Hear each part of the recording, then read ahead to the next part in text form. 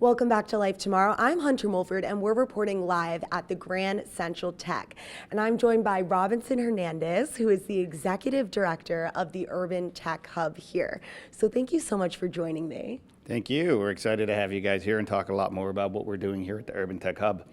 Absolutely. So the idea of creating smart cities is so interesting. Can you speak on some of the startups working here that are addressing some of New York City's pressing urban issues? Yeah, there's a lot going on. Part of what we're really trying to achieve here is to bring together the best of the best in companies that are looking at innovative ways of addressing many of the urban challenges, and New York being a perfect example of how we do this. And so if we look at some of the companies in our portfolio here, we can look at RentLogic, which is seated right over here. RentLogic is looking at ways of helping us to better determine and understand some of the safety features that are associated with real estate in New York, primarily in the residential market. It gives us an opportunity to look at the permitting, some of the licensing that surrounds it, and give people an opportunity to make an informed decision as to how to select the right type of housing. And there's a lot of input that comes in as well from open data as well.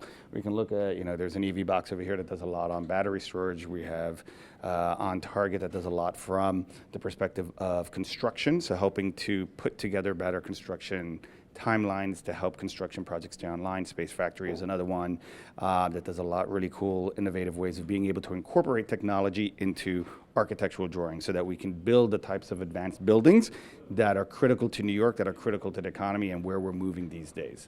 Absolutely. So there's so many different types of startups working here all to address these challenges.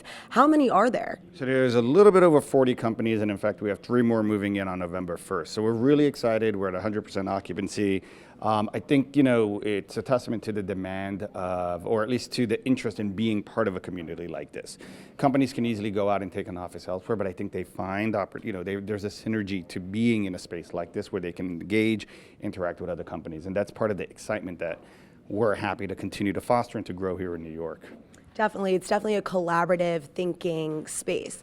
So how do you think that these startup companies are impacting the future of New York City? I think we're going to see a lot of change in how at least how urban environments embrace technology. Every day, over 180,000 people join urban environments throughout the world. That's a very big impact on how cities have to adjust.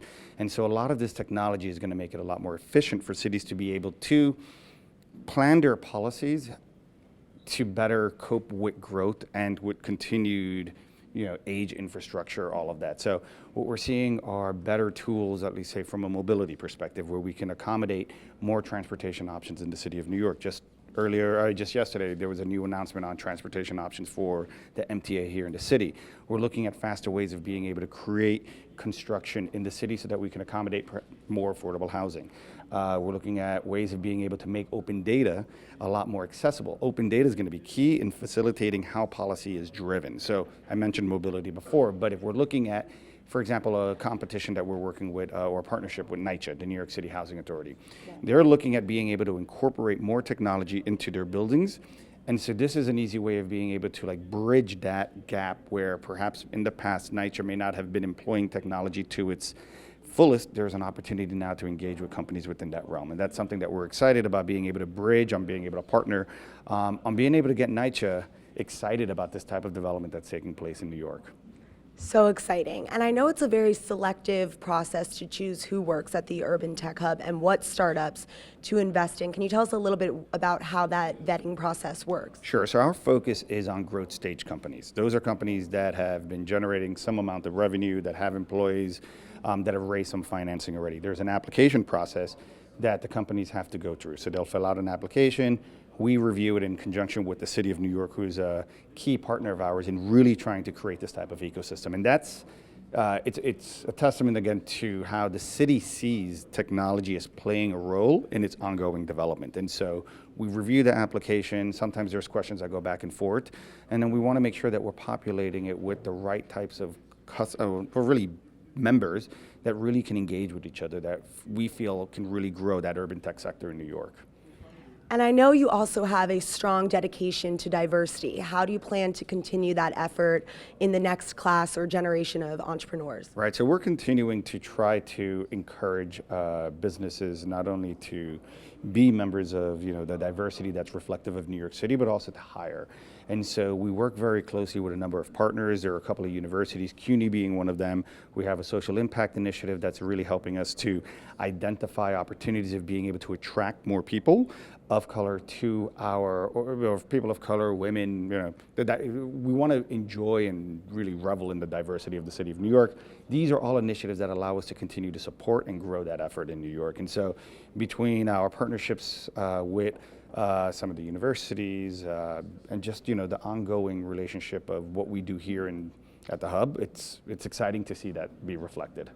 And I love how you call it the Hub. Is that sort of like a nickname you guys call it here? Yeah, so it's the Urban Tech Hub, and the reason why is because we see it as a hub. We want it to be a hub not only for the members of our community, but also for New Yorkers. We see this as a thought leader in how we're starting to develop that urban tech mentality, that people have to recognize that technology and the urban environment come together. And that's changing the landscape. When we look at people who, like just even this morning, I look at bus time to try to determine when is my bus coming. And a lot of people engage in technology and don't even realize it. And so that's going to take place a lot more than we know it now.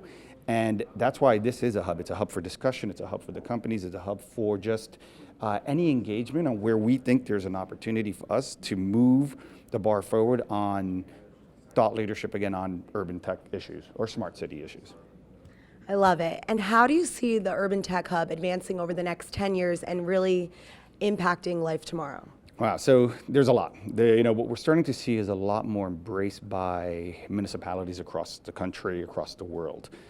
New York City, in fact, is making an effort to try to bring on a couple of initiatives. NYCX, which was actually announced here last week, and NYCX is an opportunity for them to do these laboratories where we can bridge key initiatives that are critical to the administration with the tech community itself.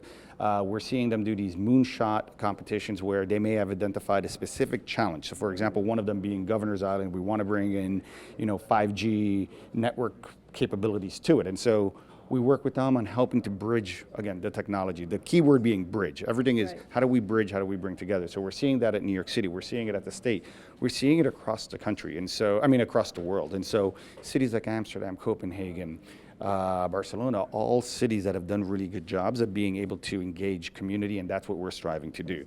We're going to see a lot more adoption by government agencies in how we work with the tech community. We're seeing corporate partners as well, looking at how do we find opportunities of being able to improve our product offering to include elements that make life easier for people.